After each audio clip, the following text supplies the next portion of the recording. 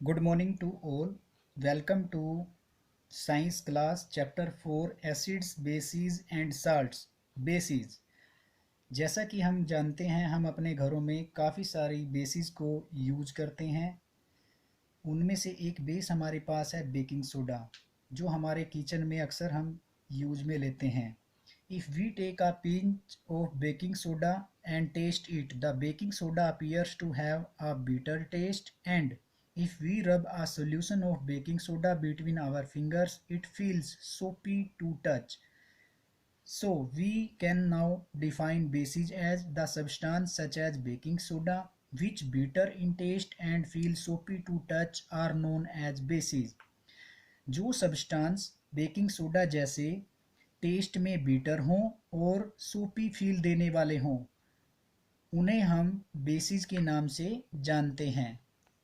Some of the common example of bases are sodium hydroxide, जिसे हम caustic soda भी बोलते हैं, NaOH, potassium hydroxide, caustic potash भी बोलेंगे, KOH, calcium hydroxide, CaOH twice, magnesium hydroxide, MgOH twice, ammonium hydroxide, NH4OH, sodium carbonate, Na2CO3, sodium hydrogen carbonate, NaHCO3.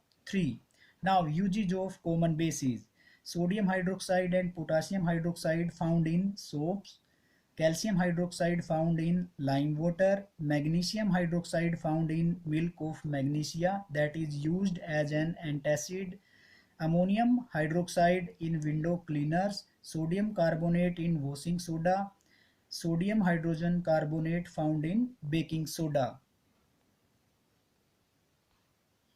Now classification of bases. On the basis of strength, they are divided into two categories. One is strong base, example sodium hydroxide and potassium hydroxide.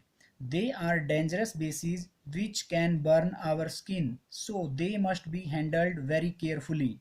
Second category is weak bases, calcium hydroxide, ammonium hydroxide, sodium carbonate are weak bases but their solution are unsafe to drink. ये तीनों ही हमारे पास जो common life में हम use करते हैं weak base बनते हैं, बट इनके सोल्यूशन को हम सेफली ड्रिंक नहीं कर सकते।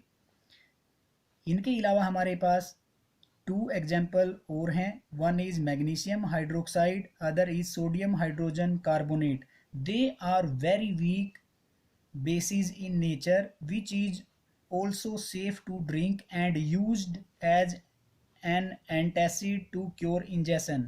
जब कभी भी हमारी बॉडी में डाइजेशन से रिलेटेड कोई प्रॉब्लम होती है तो उसे क्योर करने के लिए हम मेडिसिन लेते हैं, like Eno, milk of magnesia, जो कि एंटासिड बोले जाते हैं।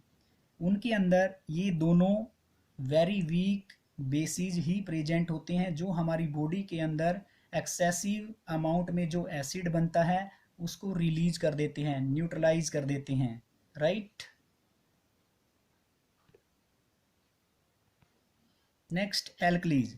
अ base which is soluble in water is called alkali.